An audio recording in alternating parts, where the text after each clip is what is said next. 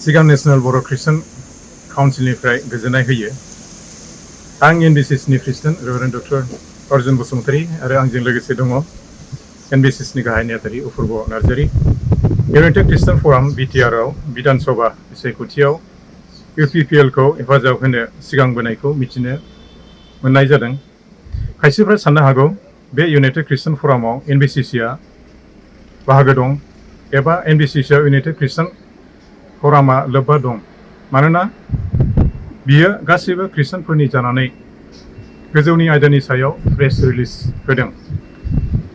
जों एनबिसिसिनि जानानै बेखौनो बुङोदि बे इउनाइटेड ख्रिस्टान फरामा एनबिसिसिआव जेबो लोब्बा गैया आरो बिथांमोननि बुंनायावबो एनबिसिसिआ जेबो लोब्बा गैया। जों एनबिसिसिनि जानानै बुङोदि इउनाइटेड ख्रिस्टान फरामा गासै बर' ख्रिस्टानफोरनि जानानै बुंनाया नाजावजानाय जायाखै, मानोना बेखौ एनबिसिसिआ मिथिया आरो हेफाजाब होआ। बेबादि प्रेस रिलिज होनायखौ एनबिसिसिआ हामजानाय मोनाखै आरो गोख्रों रावजों सोंखारियो आरो बेनिफ्राय उननि समफ्राव गोजानाव थाथों।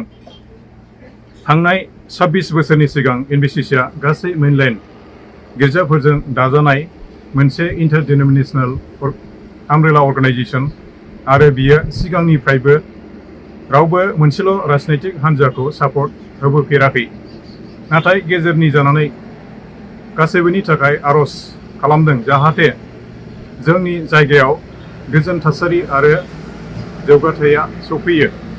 फैबाय थानाय इलेक्सनाव एनबिसिसिआ बेखौ बुङोदि गुबुन सुबुंफोर बादि साफ्रोम बर' ख्रिस्टाना गावनि गोथौ साननायजों गाव हामजानाय राजनैतिक हान्जा आरो बिजाथिखौ भट दान होथों आरो मोनसे डेम'क्रेटिक गभर्नमेन्टआ जोंनि आसामाव सफैथों।